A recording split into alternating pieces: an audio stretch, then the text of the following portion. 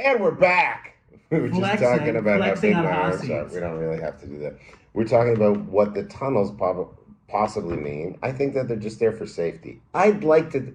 Here's what I came up with in the hot tub last night. Hold on, you have a hot tub at home? Yeah. Is it indoor or outdoor? Outdoor. How's that? You keep it hot all winter? Yeah. It's Kevlar. You like it? Yeah, I love it. How much does it cost? About $6,000. Is it? You're happy with the purchase? Very happy with the When purchase. did you buy it? A year ago. Wow. Prior to that, I would go with inflatable hot tubs, which are $330 on Amazon.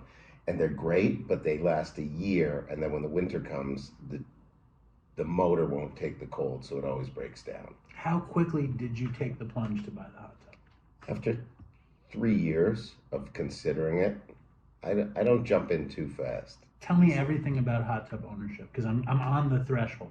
Okay. You don't have to maintain it a lot. You just need a couple chemicals. You throw them in once a week. You got to clean the sifty thing. I don't know what it's called. Do you do it or does your wife do it? Nice. My wife does not. My wife does toilets and mops. And for that, believes she should be heralded as probably the greatest wife in the world. Well, my wife would have to do the hot tub. She doesn't do the toilet or the mop. But she knows that I would not be able to handle the hot tub's very easy. Tell me more. You put a spoon of chlorine in and a spoon of pH riser in, and that's it. And then you get in. I'm in it 5 nights a week. 5 nights a week. I love it. I do my writing in there. I'll watch a hockey game on my phone in there. It's paradise. You write on the phone or you write pen and paper? I'll write on the phone. In the hot tub? In the hot tub. 5 nights a week. Yeah. It's amazing. It's great. You're my new hero. No, come on. For sitting in a hot tub? Dude, for buying a hot tub. You should do it. I want to do it. You could get one for cheaper. You could go to Best Buy, or not Best Buy, Costco. But... They have the inflatable at Costco. Get the inflatable. No, why don't you do the inflatable? No, because we can't handle it. Where are you going to put it? On the deck. Which deck? Here? No. Yeah, we're going to put it on my dad's fucking terrace. You have like a real deck. No, I live on Long Island. Oh, yeah, do it. We should do it. You can go cheaper than $6. I got mine made of Kevlar. It's bulletproof in case people come for it. Just in case. Just in case Hamas or the Hasidics come. Yeah. But you were saying I was the most liked and simultaneously the most hated. Because I'm very polarizing. That's why I have a Kevlar hot tub. Indeed. Yeah. You and anybody who doesn't remember Aaron Berg, some of the greatest moments of Dopeycon IV were you dealing with my dad.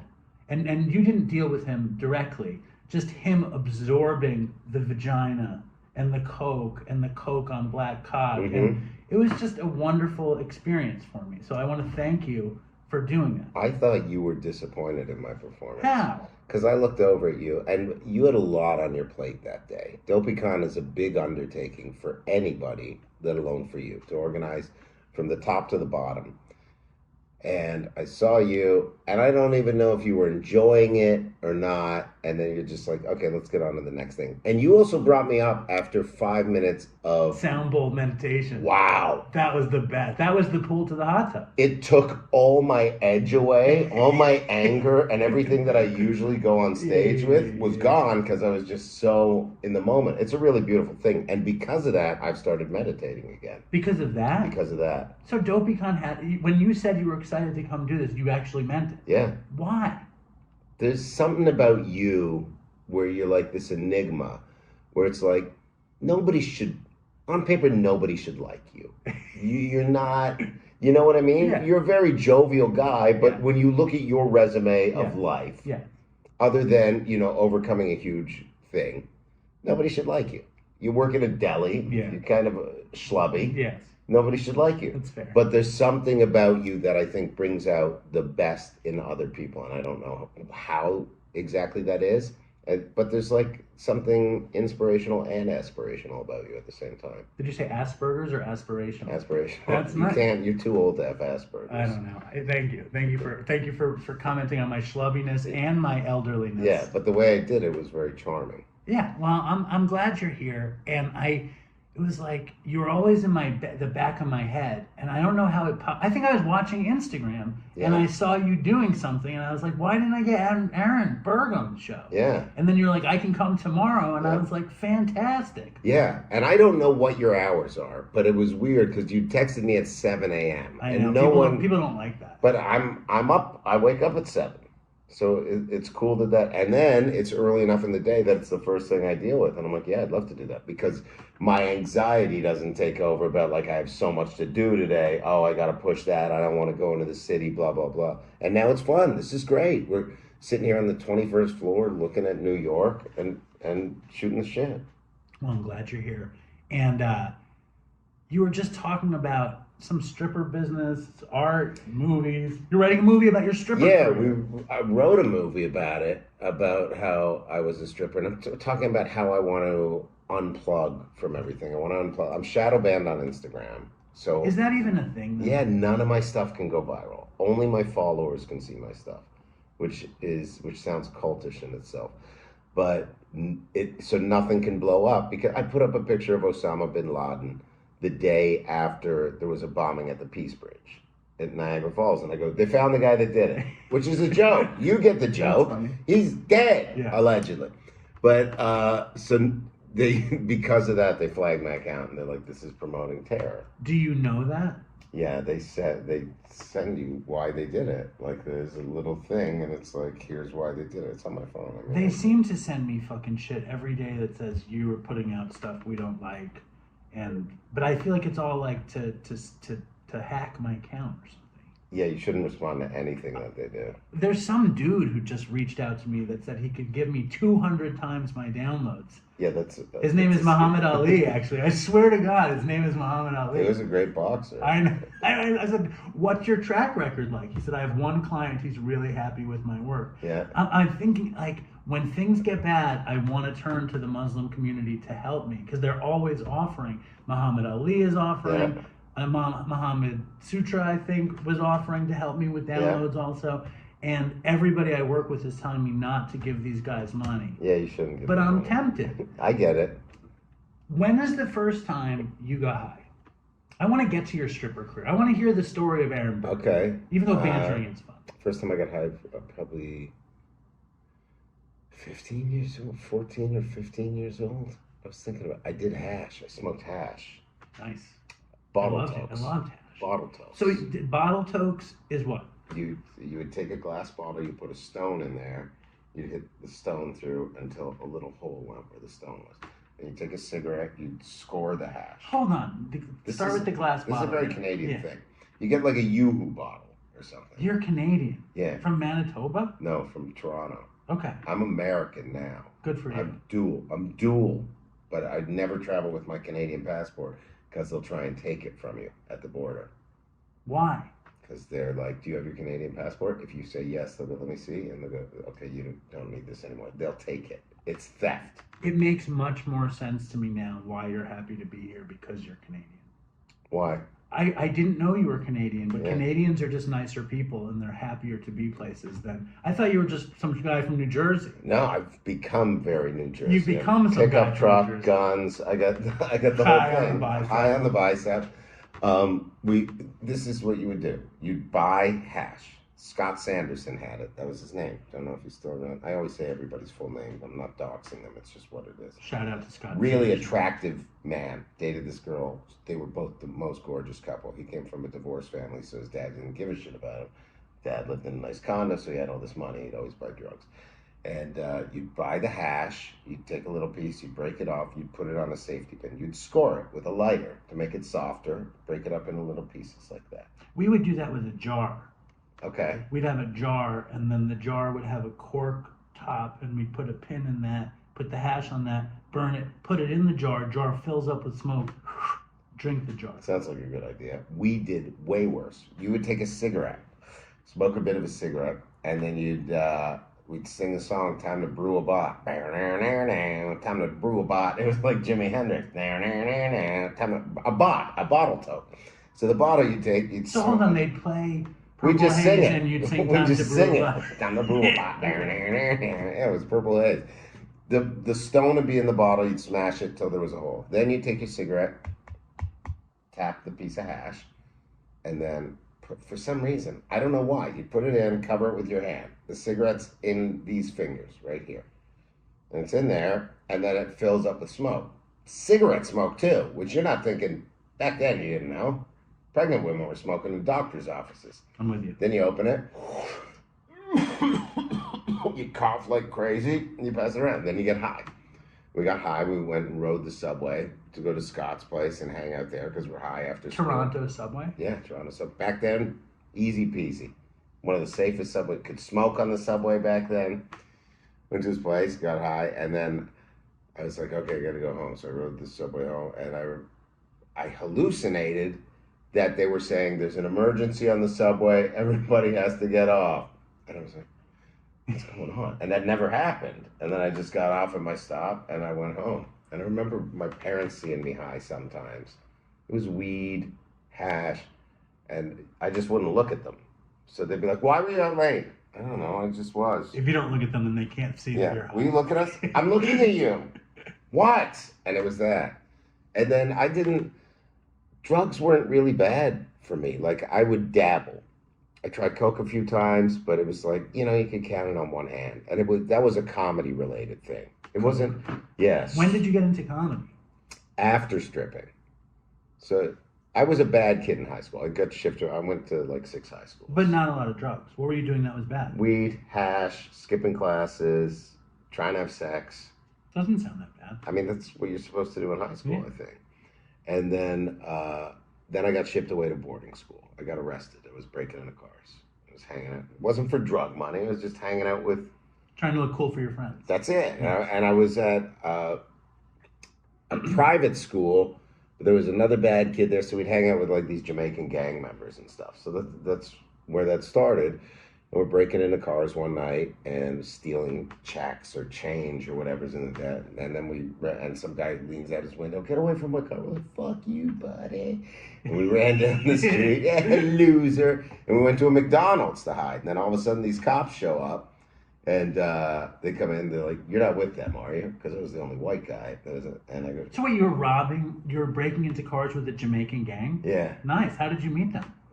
Scarborough, which is an area in Toronto. One guy that went to my school, Jason, hung out with. He was from a poor neighborhood, so I was fascinated by it because I was middle class. So the notion of the projects and people shooting each other and stuff. I watched full on fist fights and people walk up and be like, "We have money," and you're like, "Oh, this is phenomenal." Yeah. And I could fight. I was into martial arts at the time, so they liked the fact that I could fight, and I was this little tiny guy, and I'm running around talking in Jamaican and stuff, and they loved it.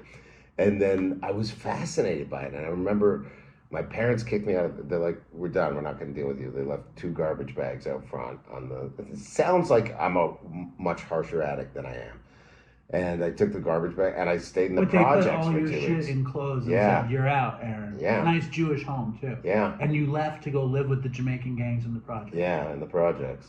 And how was in that? a basement, cold basement. And it was fine for 2 weeks, and then I remember I just called my mom. I'm like, "Can I come home?" And they picked me up, and I was so tired. And I slept, I think, for 2 or 3 days, which is what a drug addict would do. So they thought... You were really bad. So they made me pee in a thing, and they drug tested. This is back when, you couldn't just go to CVS and buy a drug test to see if your kid's snorting fentanyl. And I peed, and I had no drugs in my system. And then it was like, I think they're like, okay, you're okay. And then I got arrested, and then it was, you're either going to boarding school or like Army prep school. So I went to boarding school. And that turned my life around. I was still bad. I got suspended like 3 or 4 times, drinking, smoking cigarettes. But I was able to find this one teacher that taught like a writer's craft class. Mr. Cole was his name. And he just taught me about the sense of rebellion in the arts. And I started the school paper called The Rambler. And we would just make fun, like, the headmaster's a loser. They're selling slaves here.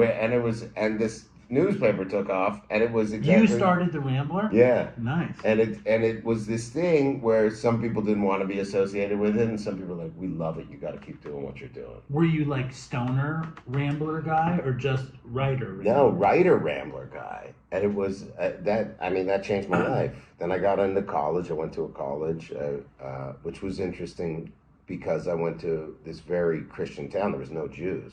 So that's where I actually denied my Judaism once, where people were like, "Berg, is that Jewish?" I'm like, "No." You felt shame. Yeah. It's funny. I live out in Suffolk County, and I get my hair cut in some weird barber shop there. And my barber confided in me that he was Jewish, but I didn't think it was a secret. He cuts my hair, and I made some joke about Jews, and he said, "Nobody knows that I'm Jewish here." And I started laughing my ass off because I never met anybody who felt shame for being Jewish. So what was it like to be a only Jew in a Canadian Christian town? It was weird. And I didn't admit it for, I think it took like a year. So you were the only one. Yeah, Did you tell the Jamaicans? There was no Jamaicans in that town. No, I mean the first town. Yeah, they knew I was Jewish. They probably liked it. Oh, black people love to make fun of Jewish people. Yeah, that's Yeah, great. we really have something in common, black people and Jewish people. 100%. Until now. But, like now but like BLM, Jewish people were behind it wholeheartedly. And now it's just like the whole stuff I don't know if you heard this stuff in the Middle East, but it's very divided. Yes, it's a rough time. Yeah. It's a rough time for blacks and Jews together. Yeah. So tell me more. I want to know everything that happened to you. So I go to college. I fall in love with this girl named Melissa. She lives in Long Island now. She was from Canada, a small town called Moncton, New Brunswick. Fell in love with her. Thought she was the love of my life. Gorgeous, green eyes, really smart girl. Dated for a year and a half, 2 years. We break up. Nothing bad happens. We just start to grow apart. And at one point, I moved to her town in the summer, took a job at a meat packing plant. Worked there for a day. Couldn't take it. Covered in blood and ice. I'm like, I can't do this anymore. This isn't for me. My mom used to have a sign up in my room that says, "I'm too good looking for manual labor." And that's how you felt. Which is a horrible thing to convince your kid of. It's good to instill some kind of pride. All right. So after we break up, I gotta show her. She's gotta regret breaking up with me. So I start bodybuilding because her boyfriend before me was a bodybuilder. So before that, you were just mild-mannered Aaron Berg. Little schlubby party Aaron Berg. guy, drinking beers, having fun. So I start bodybuilding because the guy before me was a big, muscly guy, and I was like, that must be what she's into. I don't know why the logic went there. Start bodybuilding. Then I discover steroids, which if you haven't done, they're amazing. I've never done them. You gotta try. Do you still do them? No, but I do testosterone replacement therapy. What do they do for that? You go to the doctor. That's exactly it. It's steroids, but without calling them steroids, because testosterone's in your body naturally. Right. So you're not really putting like that's not. I wouldn't look like that. 51 years old. Look, come on. I'm considering, just listening to you, I'm considering it. I have body dysmorphia too. I have it bad. Yeah. So when you call me schlubby, it does not help. I'm sorry, I didn't mean to do it. Stop. You're really lean and you look great. Just cut it out. Okay. Cut it out, Berg. All right. So I start doing steroids. My cousin has in the butt, the shot. I started doing the pills first because I didn't want to put cycling. Cycling, yeah, you know this. I just like the term cycling. Cycling sounds good. Yeah, it sounds like a Peloton, but instead you're shooting stuff in your butt. It's amazing. It's a really gay habit to have, isn't it? It's the best. And then sometimes you got to get your friends to do it. You want to shoot me in the butt? Yes. Yeah. We did steroids. So I started taking Winstrol pills. And then I started seeing results. And I was like, oh, this is good. How soon after do you start cycling that you see results? Within a year of training, I won my first contest. My body took to it like crazy. It was unheard of how far I got in 1 year. I won like 1994 Mr. Toronto lightweight. No way. Yeah. So you're cycling with pills, and you're like, I'm gonna be a bodybuilder in competition, flexing and all that stuff. I don't know how it came. Here's what happened. I walked in the Pitbull gym. Pitbull was the best gym in Toronto. These guys were freaks. And there was a guy I saw, and he looked like a jacked up Superman. Long hair, white guy, like almost looked like dreads. Big Superman tattoos. Huge, just scary to look at. And I go, boy, I wonder if one day I could look like that. And so I started doing drugs. This guy's name was Kevin. He works his way into the story later on. It's amazing how this foreshadowed. So I start training. I meet some other guys. They're from a kind of rough neighborhood around there. A guy named Jim, who I just talked to a couple weeks ago, who reached out to me after not talking to me for years. Because when I started stripping, he goes, don't strip for men, ever. And I did start stripping for men, and he stopped talking to me. And he reached out to me. This is 25 years later. He's like, dude, I'm sorry, I was so small-minded. So homophobic back then? Yeah, and then I sent him pictures of my dick. Did you? No, I didn't. That'd be great. That'd be funny. And then, so I see this guy. I go, I want to be able to look that good. So I started doing it. I started doing roids. I did the first contest, and it was all life focused. I wouldn't cheat on my diet. If I took a bite of something, I'd spit it out. So what was your diet like? Back then, it was like 5 protein shakes a day, plain baked potatoes, egg whites. That was it. All day. All day. Every day. Yeah. Nothing else. No, nothing else. And you're fucking taking pills and you're working And out. I was shooting up by that point. Shooting in your butt. Yeah, shooting in my butt. Winstrol, Primobolan. How soon after you started taking steroids did you start shooting? 8 months, a year. Because were the guys like, you're not going to get there unless you shoot him in your butt? Yeah, people are like, you want to do this. Like, I hired a trainer, and he's like, what are you taking? I go, a little bit of this. I don't want to take. He's like, no, you need this. And you need to shoot it in your butt. Yeah. That's amazing. Yeah. Because it's so similar to drug addiction, isn't it? It is. I mean, yeah, It is drug addiction. I'm an addict for sure. And I don't think my wife understands. My wife drinks. My drug of choice was alcohol for years. And I drink 3 or 4 bottles of red wine a day. I drink a bottle of wine. I'd go out to shows in the city, and I drink for free all night at my shows and the nice clubs. So I'd be like, give me another Malbec, and you don't feel like a degenerate. You don't feel like a degenerate, but you are a degenerate. And so my wife doesn't understand where I'll say, like, I'm an addict. I can't. And, she keeps whining around the house and stuff. And, I still fantasize, one day I'll be okay enough that I can have a drink. But I know I won't. So if I drank, I'd leave my wife. I tell her that. I go, if I drink, this is over. Like, just so you know, that's what. That's the one thing that holds our family together is me not drinking a Malbec tonight. That's exactly it. I can totally relate. Because it's a slippery slope. I go on the road. I'm on the road. I get, chicks are into me when I'm on the road. All of a sudden, I'll go out have a wine or two. All of a sudden, your decision-making process is Everything's gone. Done. You're shooting non-testosterone cycles in your body. It's like a thing. Did you ever shoot anything else? No. See, I think that's interesting. So, fucking year 1, you see results how quickly? Quick. Like within a year. I got pictures. I'll show you. It's online. You can just look up Aaron Berg Bodybuilder. There's a picture of me at my first contest. Did you ever do AA or anything like that? I've gone to a couple meetings. Have you heard it talked about how people are addicts and alcoholics talk about being uncomfortable in their skin, which is why they drank and used? Yeah. Do you think that there's any similarity with what got you so involved in bodybuilding to feel okay in your skin or anything like that, or was it just Melissa? I think there was. When I was 6, I remember looking in the mirror, and I remember like posing and picturing like, one day I'd look. From 6 years old, I had this image. So I don't know if it was uncomfortable in my skin, but I also know that if I was big and muscly, that would be the first thing people paid attention to. They wouldn't pay attention to, hey, what's going on inside you? What type of fucked up shit is happening? They'd be like, oh, this guy's huge. It's a distraction. Right. Because when you see someone that's really muscly and like a small, tight-fitting t-shirt, that's the first thing you look at. Now, as you grow older, you're like, oh, this guy's clearly masking something. But when you're a kid, you wouldn't know that. This guy has serious, obvious mental problems. Serious, obvious mental problems. But because of Melissa, that's why I did it at that point. And then after that bodybuilding show,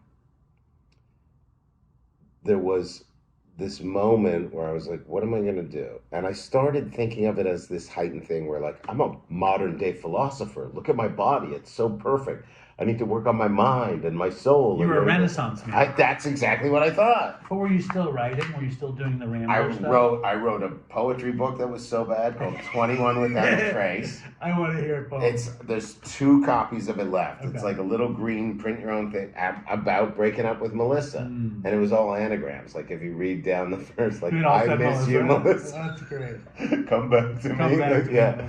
Me, and then I was like, what can I do? And I was, I'm either going to become a bouncer or a stripper. So I tried bouncing, and I'm short. And so I worked at this pub near my parents' house, and I'd sit on the stool, and I'd be reading Kierkegaard and Aristotle. Deep, right. I'm such a smart bouncer. And I'm such a smart, muscular man. Yeah, that's exactly it.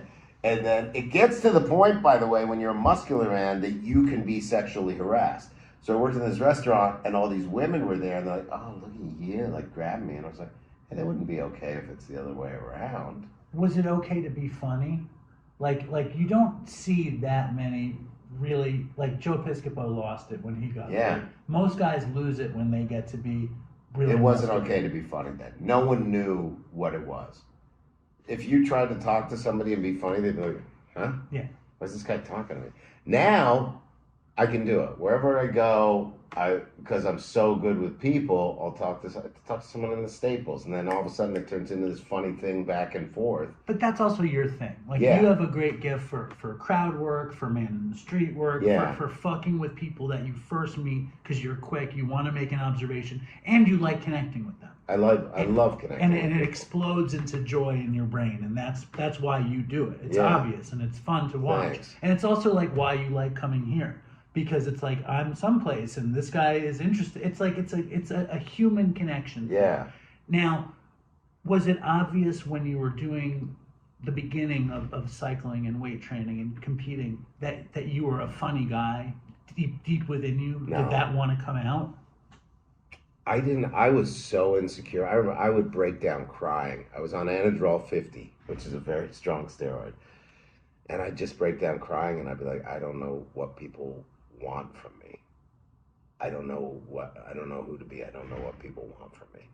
And I think that the steroids really play games with your mind, but I think that was deep down, that's really what I was wondering. Like this facade had kind of run its course. You know what I mean? Like I'm like, okay, I've achieved this, but now what?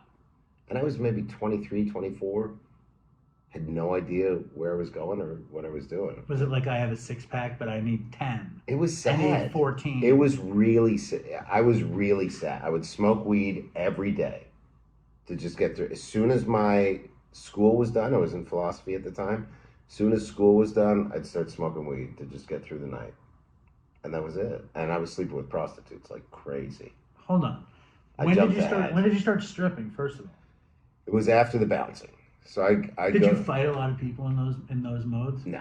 Okay. No, I was my head was in my book. Right, you were the philosopher's. There's a fight in there. All right, I'll be right in. Yeah. Like that type of thing. So then I started stripping. The gym I went to, Pitbull Gym. I'll get to the hookers in a second. We were talking about bouncing and the strippers that you stripped. Stripping in front of the female strippers. I want to say strapped, but you stripped Yeah. in front of the female strippers. Kiwi and Phoenix were their names. And you had sex with both of them? I had sex with Kiwi. It felt like two because the other one was in the other room. She had dirty feet, Phoenix, and Kiwi had a really smelly you-know-what. Yeah. Yeah, she was very unkempt. Turned out they were biker strippers. What does that mean? Bikers ran them. They were. The bikers were there like pimps. Yeah. For stripping. Yeah. And fucking or just stripping? Probably fucking. Probably both. Yeah. So that was your first gig. Huge success. Money, sex. They maybe you're so good. You're gonna kill it in this business. They all call it the business. Well, it is a business. Yeah. It's not pleasure. What is it? How much pleasure? How much business? How scary is it? How high do you have to be to do it? It How was drunk? so fun. Okay. It's some of the most fun I've had in my life. Here's the quick story of it. I go from there, then I go back to Toronto. There's a couple clubs in You don't Toronto. need it that quick. I'm happy to hear those. Okay. Couple clubs in Toronto. There was the Fox's Den, 2 X's. Fox says. That's the double X. And there was Caesars. So you go, I went to Caesars to work. I'd have to work the amateur nights, like Wednesdays, because I wasn't like passed to work weekends. I wasn't in that good shape. I just started. Went to Caesars, female club upstairs, guys club downstairs. So we'd stood, and then I met a girl that night, and she's like, "You look good." I'm like, "You working upstairs?" She goes, "Yeah." I go, "Oh, okay." Go upstairs after. She's like, "You done?" I go, "Yeah." Drove her back to the project, had sex in the baseball field. Really exciting. I'm like, "This is great." In the dugout or on the field? Like the bleachers. Nice. And then did Fox's Den. Needed to get into the. I always want to be at the top. And I always fall short. I feel like no matter how successful I'm gonna get, I shoot for the stars. And it will never be enough. It's not. But I'm not gonna be. I want to be one of those guys right now that sells out theaters and arenas. Probably not gonna happen, even if I convince myself it's gonna happen. I maybe start selling out theaters at some point. You were just saying that you believed in the power of positive Well, that thinking. was a minute ago. Okay. So, all right, I'll sell at theaters and arenas. It'll be great.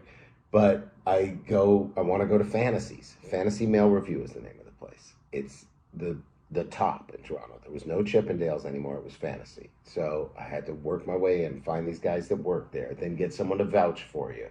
Then go by. I auditioned for the lady. Carmela was her name. Real, like, kind of mobstery lady. Ran the place with this guy named Diamond Dave, like this wannabe biker. Yeah. And a lot of rings, and we'll wear cowboy shirts and things.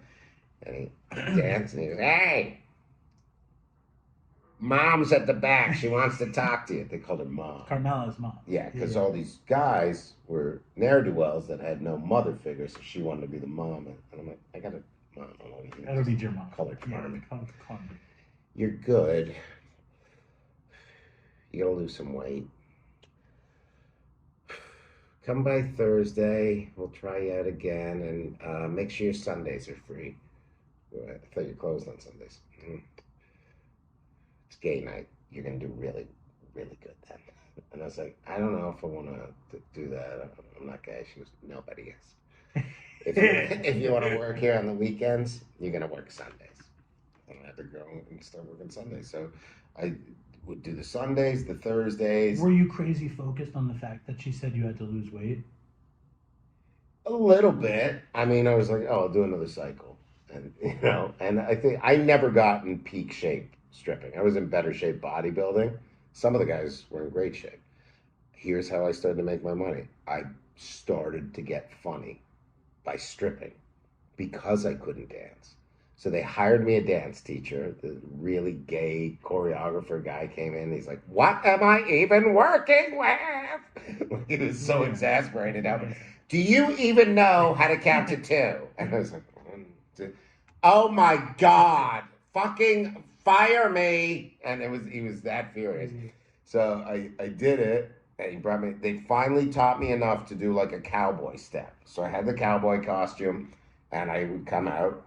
The old Clint Eastwood thing would play. The lights are down. Yeah. This is show business for me. It's show business. Lights are down. I pull the cap gun out. Boom, boom, boom, boom. Women. Then Thank God I'm a Country Boy came on by John Denver. Sure. And they taught me this little cowboy step that I would do. And it looked like I could dance. And then Cotton Eye Joe came on. So I'd do the same step, just a little faster. Yeah. And then Desperado came on. That's the sultry number. Or Wanted Dead or Alive. Now, you have to show dick for this. The Really? slow song, you have to go full naked. Wow. Full naked. You have to get hard. And you have to tie an elastic around your cock and balls. No way. So when you get hard, it's me, you, 6 other guys in one room. And we're smoking a joint. Within fucking hot dog and take some more Winstrol. Some guys would do this. Smoke a joint, pass it to me. And they jerk off while they're smoking with you. Yeah. Straight lotion on their hands, passing it around. Get hard. I gotta go. And then go. I could not do that. It took me 2 months to be able to get hard. I was trying these lotions that are like, get hard, stay hard lotion. Right. All this stuff. Finally, I got hard enough I could show my cock on stage. And boy, that was that a day. And I remember going up to Mom. Aren't you proud of me, Mom? Did you see it? I got hard, Mom. Did you see it?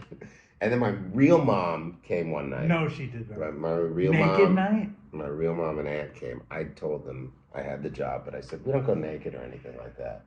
So she surprised you? Yeah, her and my aunt showed up and saw, and I didn't know. They left. And the next night I went for dinner. And she goes, we came and watched your show last night. Oh I go, the early one or the late one? The late one. I'm like,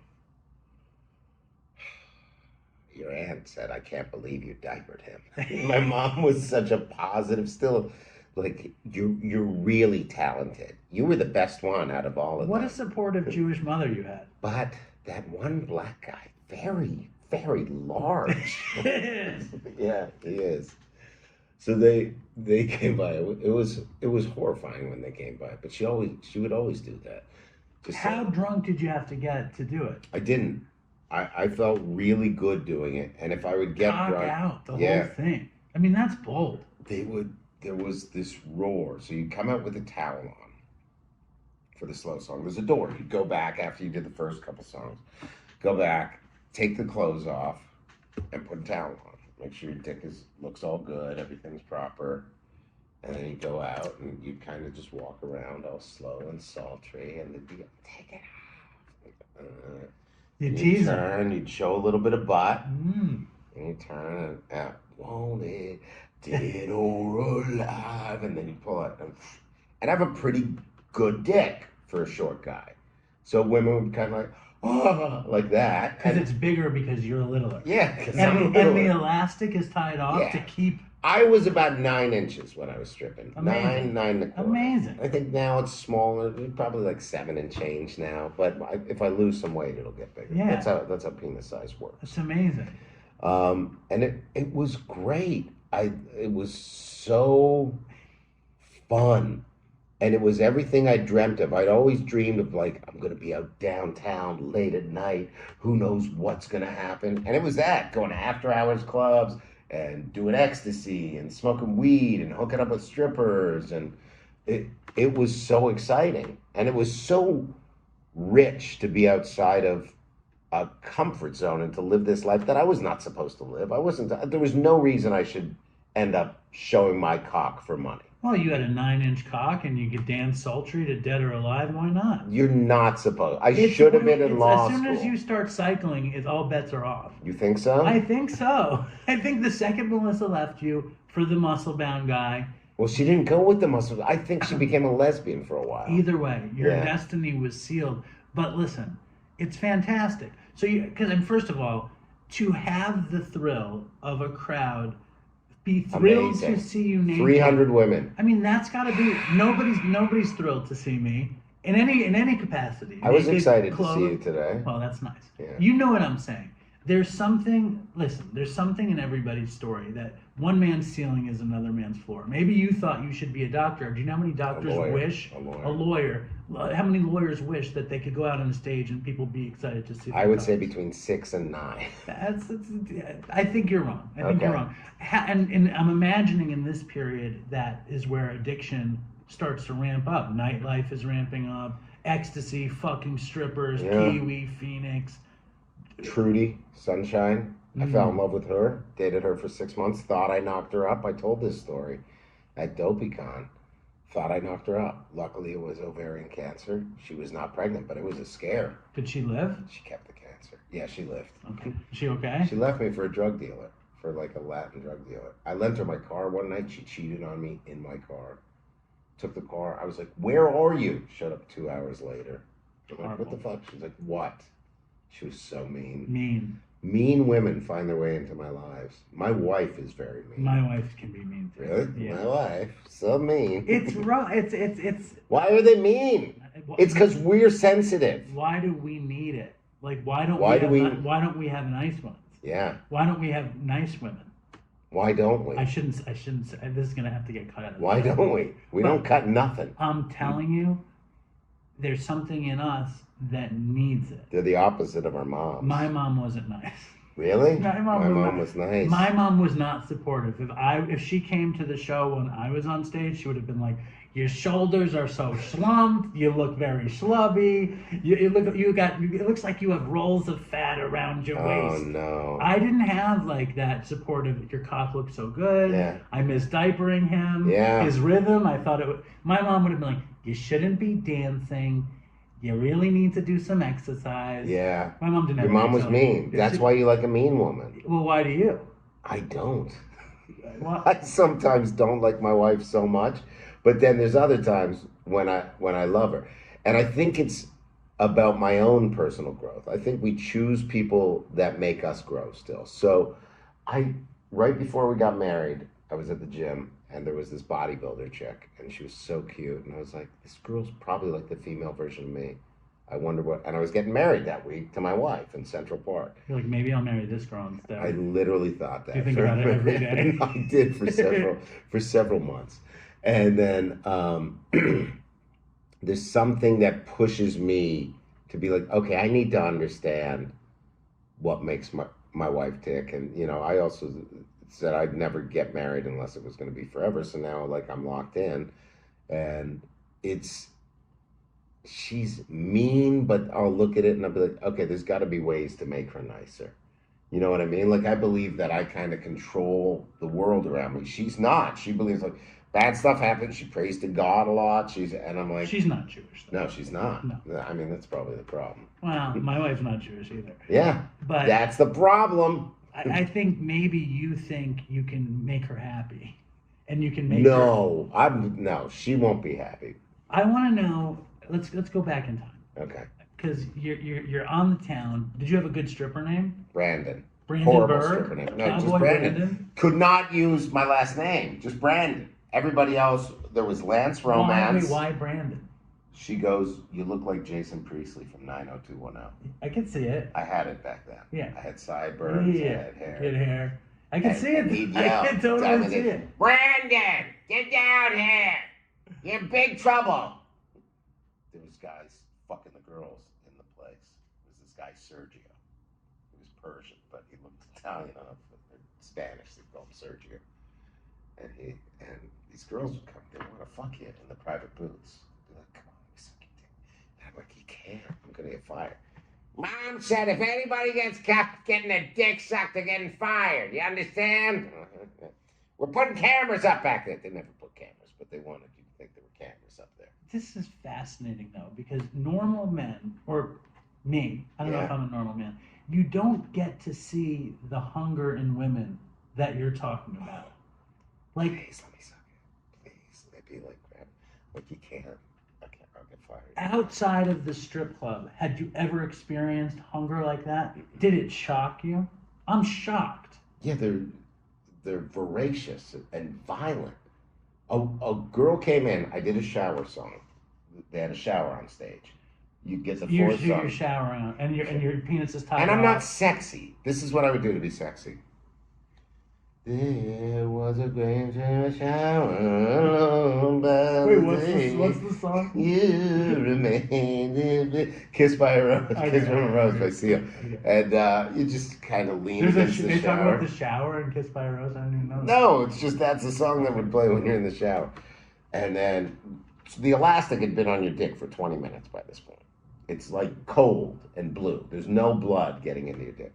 This girl came up, wrapped a 5 around my cock like that, yanked my cock like to try and pull it off. And I go, and we had a female bouncer, and she grabbed this girl. And I'd gone to high school with this girl. I'd masturbated to this girl in high school. And now here she is wrapping a $5 bill around her cock. And you think this is a big fantasy. She's hammered there for a bachelorette. She was a cop with the Toronto Police Department by this point in time.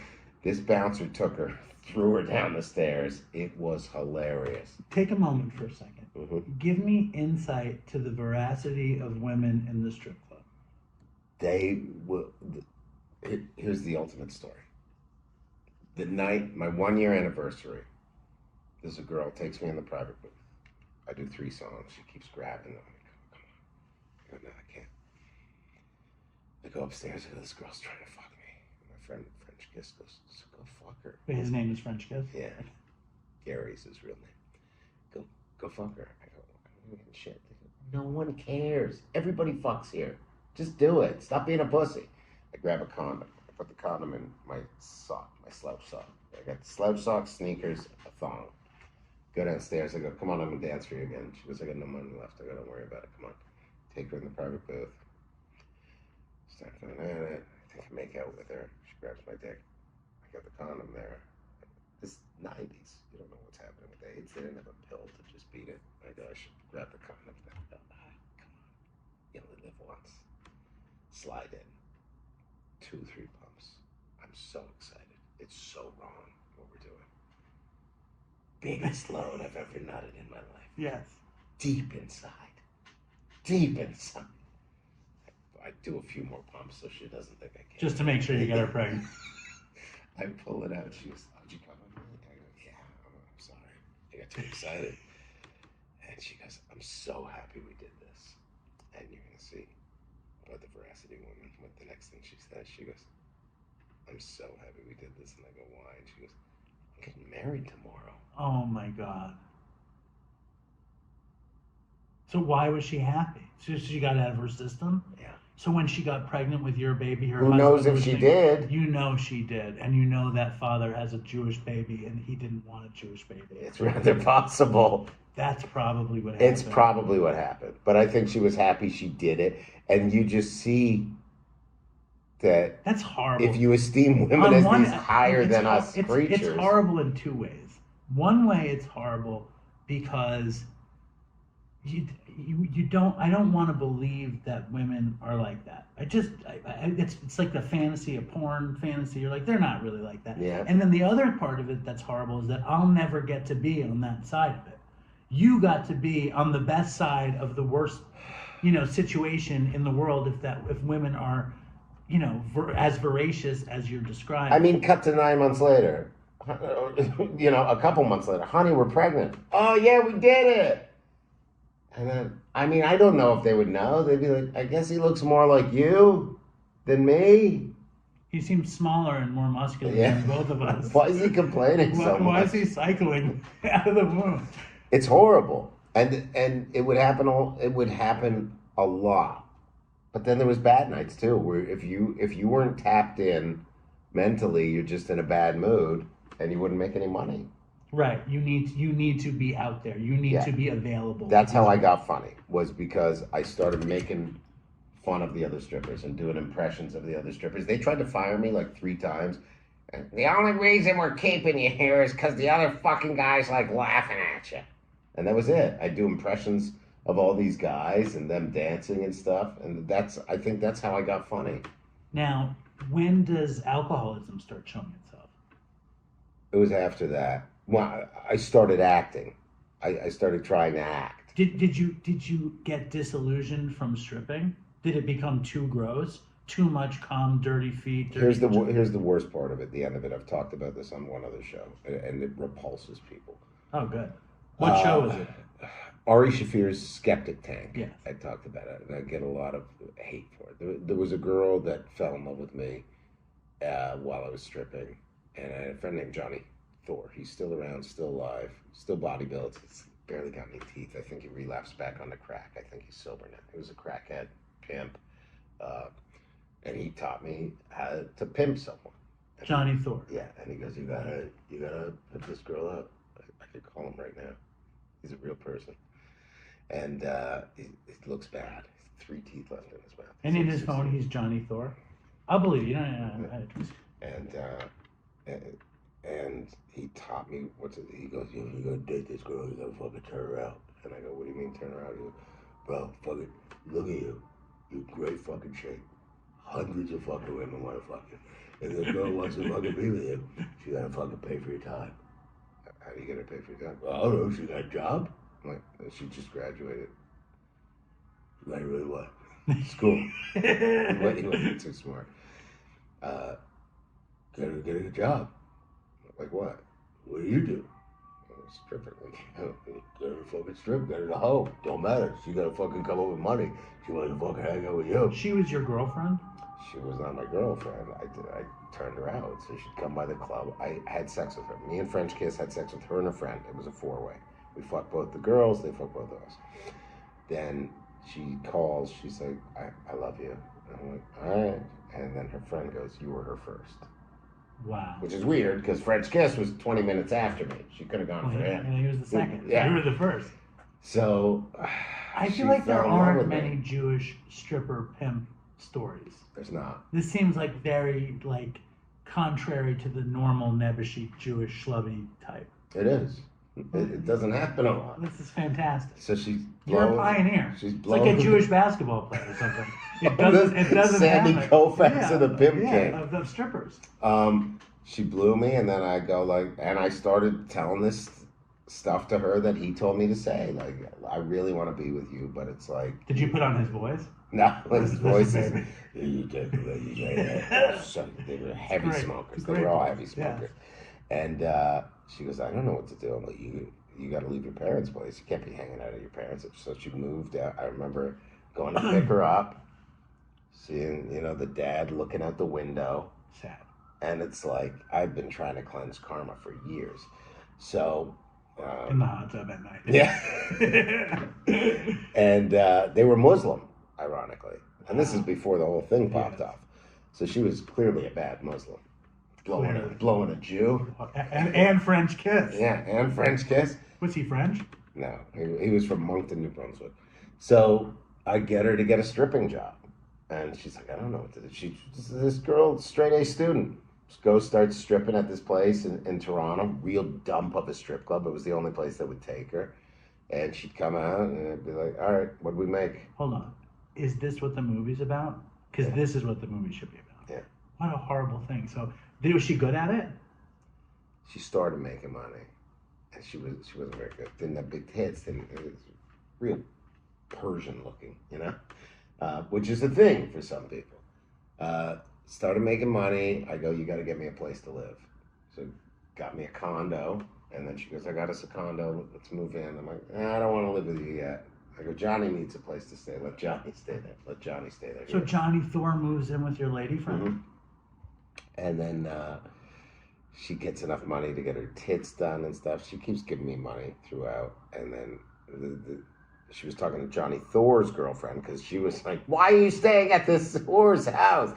Baby, I don't know. It's not fucking problem. It's for the bread. It's upset the bread is fucking place. What's the problem? Baby, don't fucking, baby, not the baby, baby. He loved this girl, Jenny. So then Jenny reaches out to the girl that was working for me, and she goes, just so you know, his real name is not Brandon Rosenberg. Because I told her, she goes, what's your last name? I said Rosenberg. I know it's Berg, and I know where your parents live. And I'm like, oh, this is hitting too. That's what Jenny said? No, this is what the girl that I was running said. So Jenny told her. The pimp hand diminished at this point. Pimp hand was very diminished at this point. Once the parents are thrown in, you're like, you don't want your parents getting a call. No. Your son's a pimp now. So it dwindled down, and then I left the province, like went out of state. Up, though, in all seriousness. Yeah.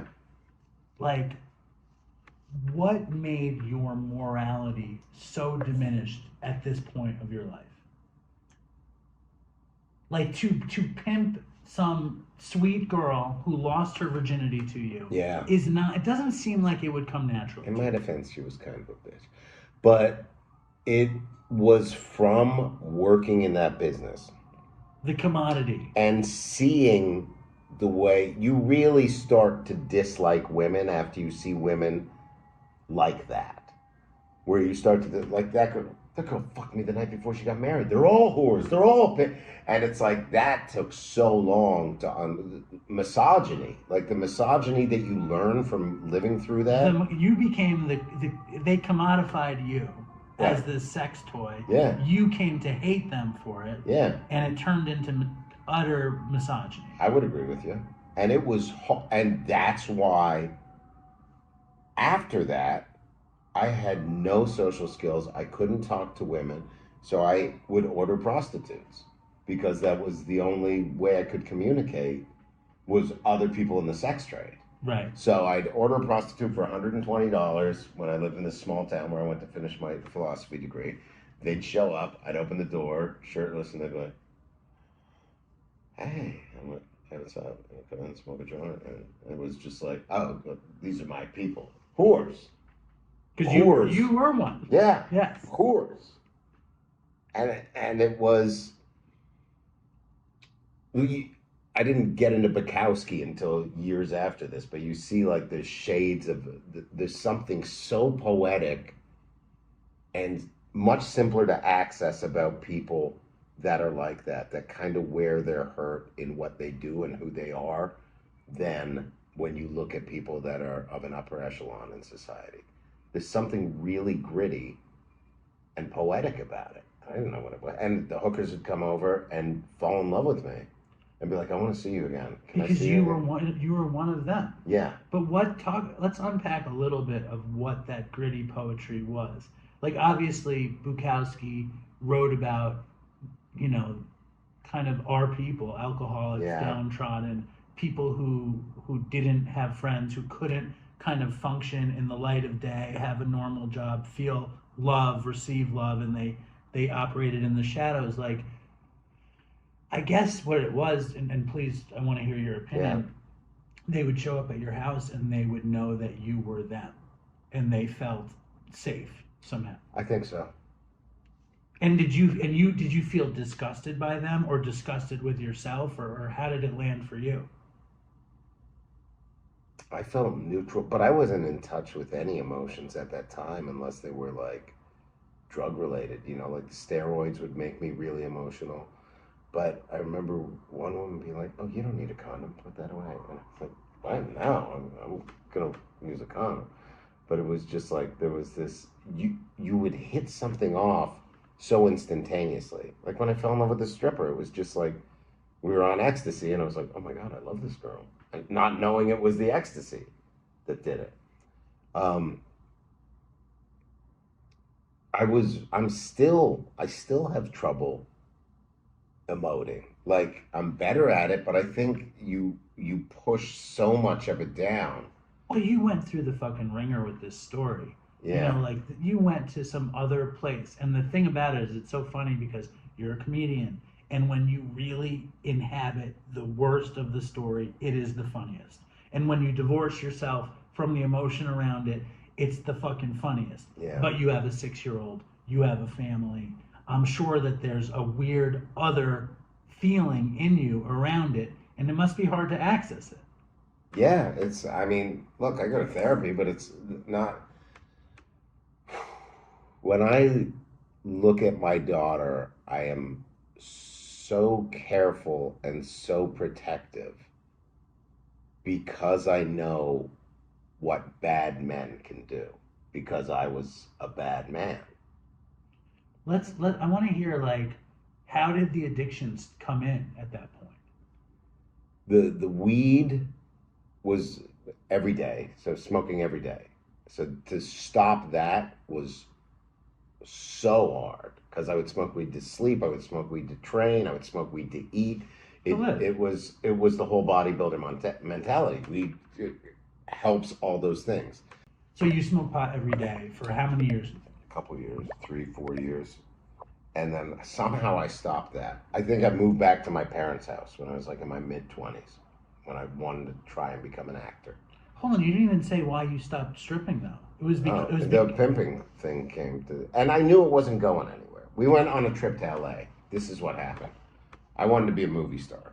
So me and French Kiss had stripped for this gay dude in Toronto, and it's like, Jeff.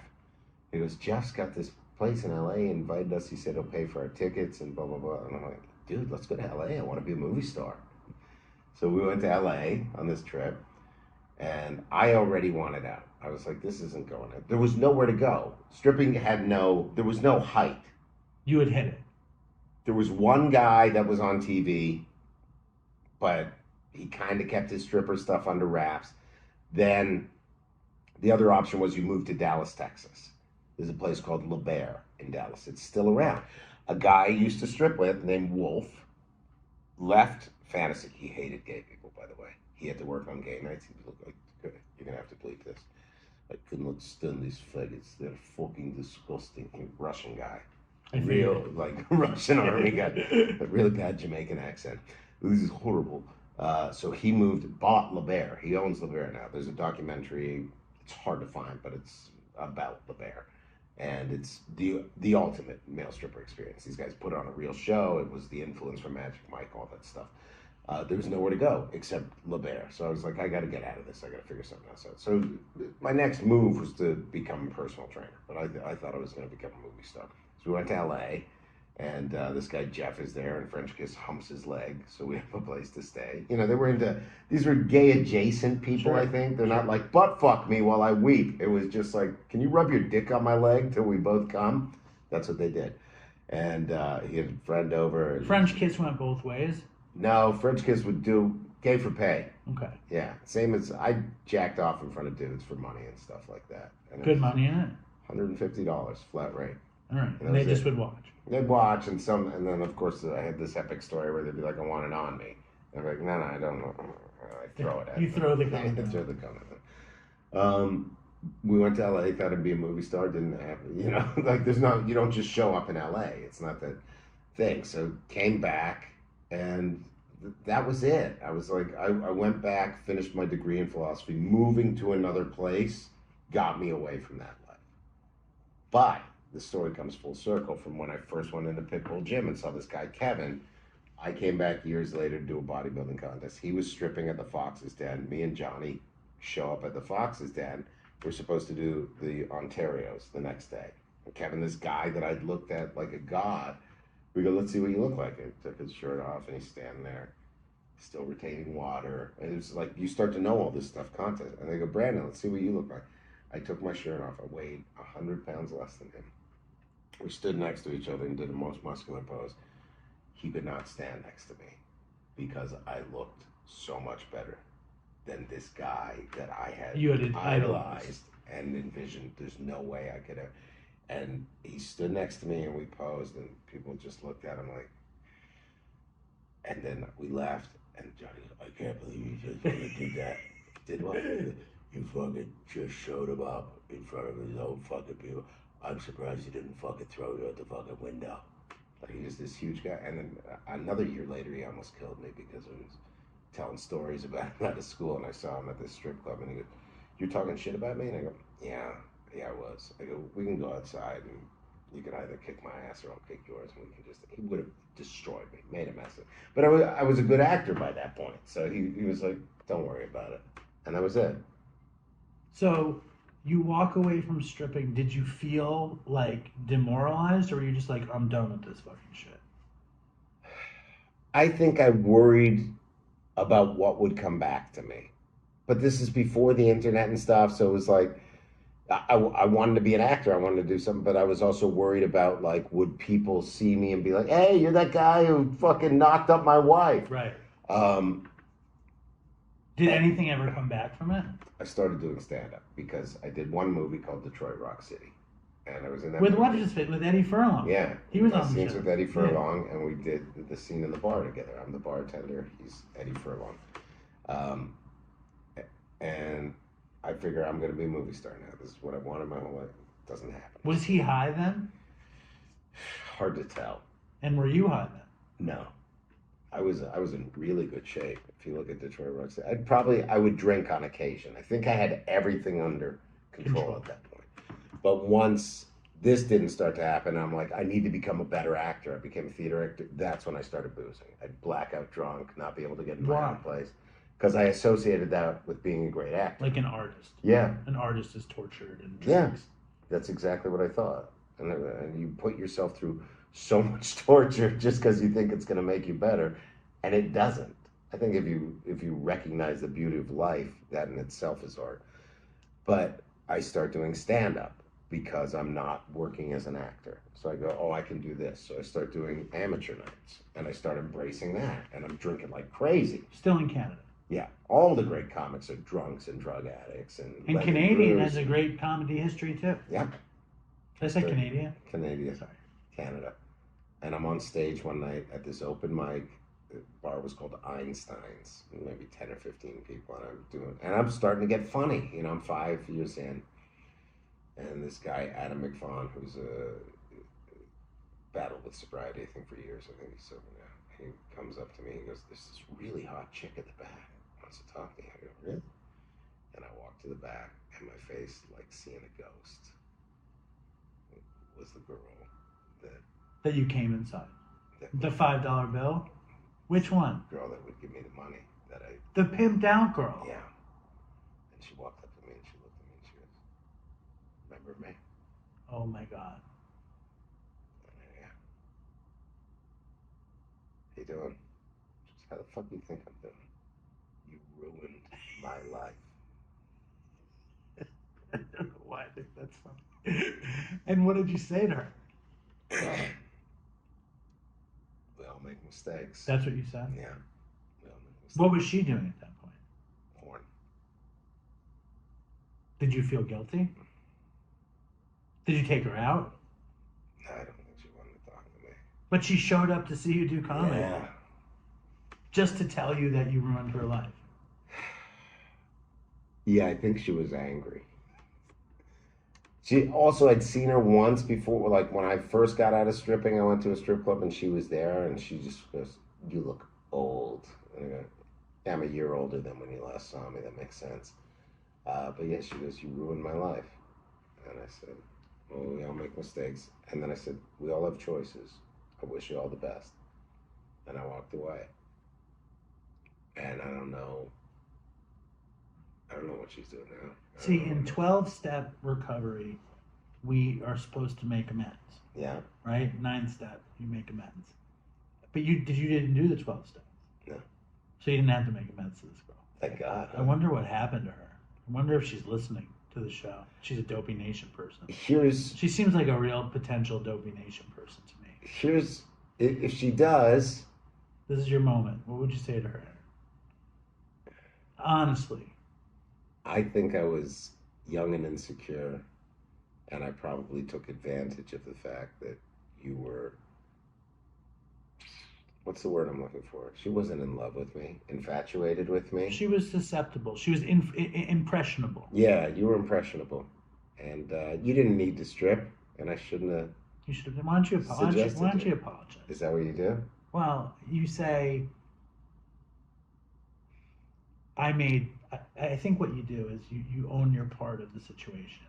Like, I've reflected on what I've done, and I wish it had gone another way.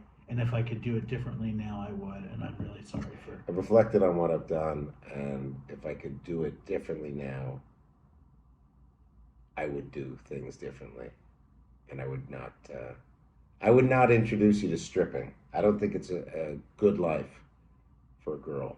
When you go over this stuff with a kid, a little girl at home, and your comedy is so raunchy, yeah, does it fuck with you at all? Of course. How? I don't want my daughter to see what I do. And then, like, a couple weeks ago, she had to because she was with me at a show and there was nowhere to leave her. Oh my God. So I go, come on, you're going to watch the show. Play your iPad. So she's playing her iPad, and I went up and she clapped when I went up. And then she's like, Daddy, what did you mean by vagina lips? Well, she fell asleep after 10 minutes, which is good. But she said, you said some bad words up there, and I just want you to know that I don't want those words to hurt me. And I go, okay, I understand that. So it's definitely something I battle with. And I understand why people like get to a point and they're like, I need to make a Disney movie for my kid, because they're trying to cleanse the rest of the stuff that they've done.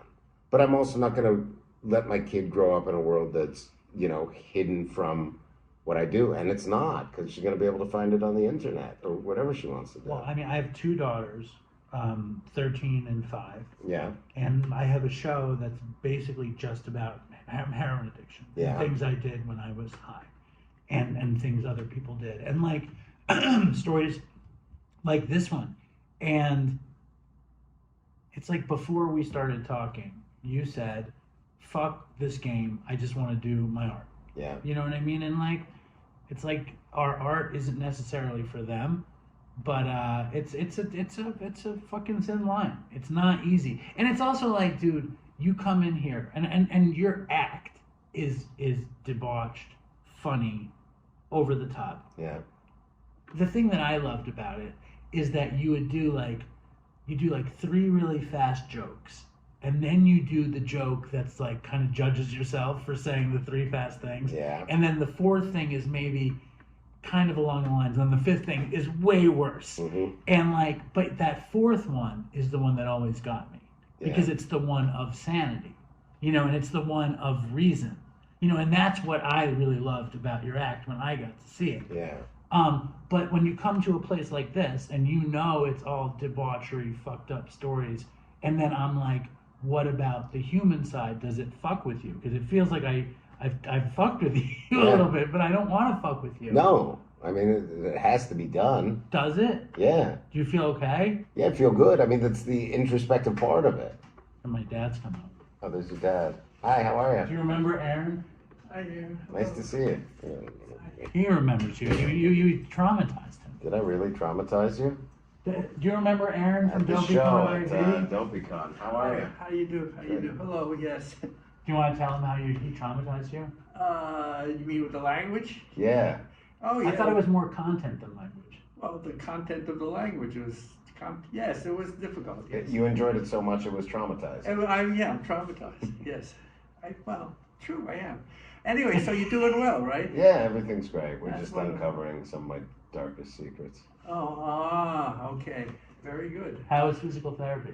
Oh, God, I don't know. She gives me so much stuff to do. Everything hurts, but I hope it's going to get better. Gosh. He just got a hip replacement. Yeah, Nice. No good. All right, you gotta get out of here. My wife's gonna get a new knee. No, we need to know. First of all, how do you deal with misogyny of the past now? Before we get to sobriety and stuff. How do I deal with massage? Like when you tell a story Yeah. and you unload on how you felt about women in that period of time, and then you talk about loving your wife, and obviously you talk about loving your daughter, and you talk about being misogynistic back then. How do you make peace with it now? I mean, I just try to do the best things that I can now. So maybe that's why I have a mean wife. Could be. For the things that I've done. Does she know? Oh, she knows. And what does she think? She thinks I was a dirtbag. But you're not a dirtbag now. No. You don't want to say it though. Why don't you want to say it? That I'm not a dirtbag now? like I'm not a dirtbag. Then you're not now. a dirtbag. I'm a really nice guy. And you do right by women. Yeah. And you care. I do extremely right by women. Well, good. Yeah. Now, how did you get sober? Rock bottom was hosting a show at the Stand, the third one of the night. Here. Yeah, in New York. I'd been drinking. I moved to New York, so it was all about booze till 4 or 5 in the morning all the time. And then one night, my chest would hurt because I smoke, so I drink red wine because red wine's good for your heart. That's what they say. This is the logic I was going through. And then I just remember one night I was teetering outside the club, and I forgot that I already brought one guy out. And I was very functioning. I could do the job very well, still be very funny. And then I woke up the next morning, and I'm like, I'm done. I'm not going to do that anymore. So I stopped smoking, and I stopped cigarettes the same day, which was a horrible... You stopped smoking weed and cigarettes. I wasn't smoking weed by that point. I wasn't a weed guy anymore.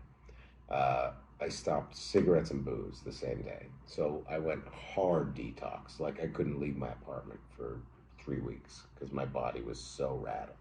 So I'd leave to get Gatorade and cold medicine. That was it. Were you taking, were you like doing coke or anything in the end? Or No. just drinking? It was just drinking. Just wine. Yeah. And then like, did you turn up at meetings in the beginning?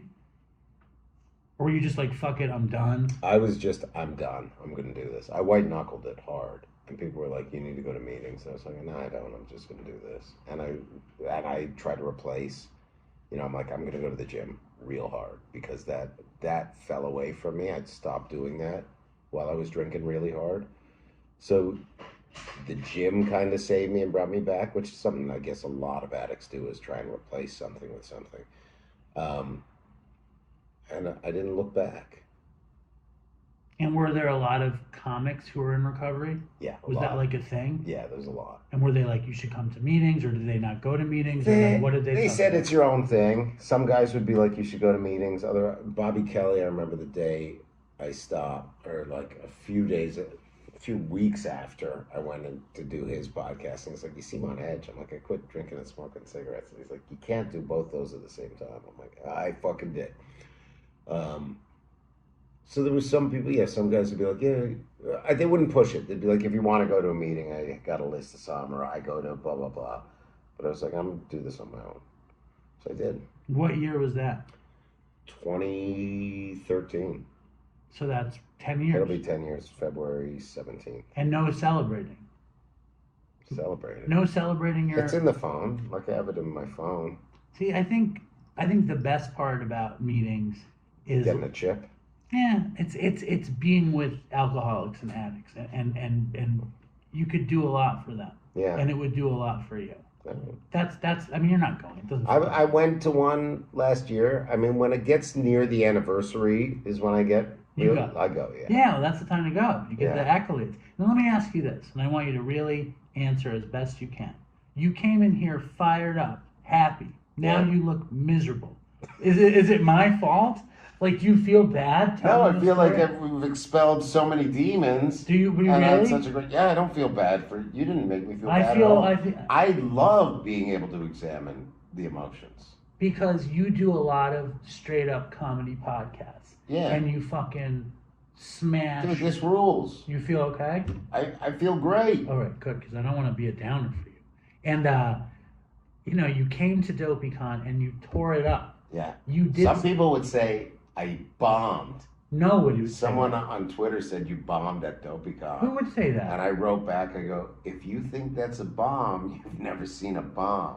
How could I forget. Someone on Twitter said it. Oh. They could have been joking too. I feel like anybody who was there, especially like the celebrities, and I say that in quotes, they loved you. Yeah. Like, and the sponsors, like, loved you. Yeah. You hit it out of the park for those. Good. And I loved you. I love that. And I love that you ripped it up at Dopeycon. Yeah. Which I think is very important. And the thing about Rich Voss is, like, obviously he's a comedy legend. Yeah. He just, I don't think he really wanted to be there. Yeah. I had him come on the show one time during COVID, and he's like, I'll call you. Whatever his accent is. I'll call you. And I was like, okay. So he calls me to come on Dopey while he's driving to visit his daughter in college. And he didn't want to do it. Yeah. So the only thing that makes a guest a good guest is that they want to do it. Yeah. You know what I mean? And I love Rich Voss. I think he seems like a nice guy. I want to circle back to Rich Voss, Yeah. but I think if he comes here, he's not going to want to be here. Yeah. He's not going to want to do it. I did. Well, you wanted to. See, I get to run the gamut of emotions too. How you feel? I'm excited to, Listen, I appreciate you coming. sad, not sad. What do I feel? Pensive? How do you feel?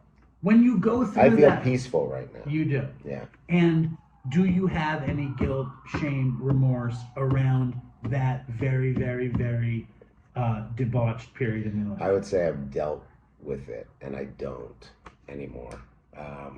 I feel like the actions that I do, and the way that I think, it was a learning experience for me. But that's, I'm sure, what people say whenever, if they say the N-word on TV, it sounds like the story that they would come back to. I've learned something. Yeah. Seems like there's a lot of N-word saying on TV. Is there? It seems like that's a thing. I'm watching Pulp Fiction again.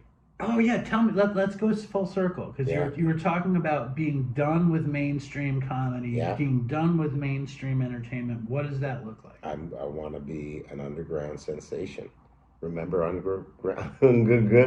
underground sensations? They're not around anymore because everything is mainstream. Everything's trying to pop off. I'm not going to try and pop off anymore. I think Dopey is a little bit of an underground sensation. Yeah. I feel pretty. There you go. I feel like, and I've also felt what you're talking about in that I've tried to pop off, and I've tried to partner up with people that don't really get our vibe and don't really align with what we're doing, and I'm trying to please them and get them to give me money and whatever, but it always fails. I think sometimes we have instilled in us, like, if you fail, you just got to keep trying and try harder and harder and harder. And it's like, maybe sometimes you fail, you should just be like, oh, cool, I learned that that's not for me. And I feel like that's what I'm learning through doing years of, like, trying to pop off on the internet and stuff. And I think we should just make good art, and I think people will find it. And I think magic happens when you put in the work and you do what you're supposed to do. All right, and that's the power of positive thinking. Okay. And what's up with the movie? They're going to make a movie. Trying to figure out who's going to make it. Bonnie McFarlane right now, we pitched her as a director to some money people. That's Rich Voss's wife. I know. We'll see what happens. Bonnie's making some big stuff.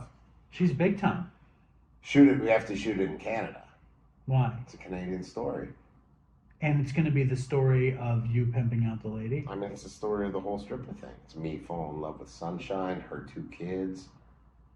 It's great. Are you going to play yourself? Yeah, I got to play What are you going to myself. call it? Jewish stripper? The name, Brandon? it's great, Jewish stripper. Yeah. The name was Make Me Famous, but I think we're going to change the name. Okay, well, I once did a web series at Katz's called The Last Jewish Waiter. Yeah. And it did, but The Last Jewish Stripper. But Jewish is not a word you want to put in any kind of media thing. No, so it's not working. I'm going to avoid that. Aaron, thank you for coming. This is awesome. I'm glad you had such a good time. It was so fun. We got to do it again sometime. I'm down. I'm going to go pimp someone else out, so I got some more stories. You know, Lenny Dykstra came here once to record. I had to pay him. Yeah. And he said he wanted to pimp my dad. Really? He thought he was a gigolo, and he thought my dad was very pimpable to the old ladies of the Upper East Side. Lenny Dykstra wants money. Oh, yeah. Lenny Dykstra, I paid 2 guests. Yeah. Lenny Dykstra was the first, and the second, I have never admitted this.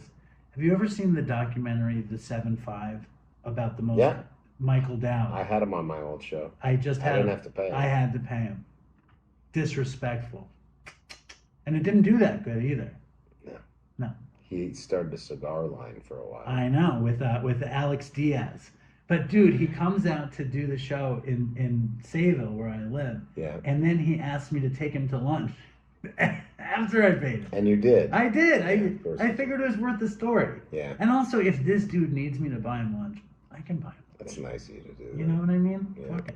So yeah, just the two of them. Listen, Aaron, thank you for What a pleasure. It's been more of a pleasure for me. Thank you. Thank you.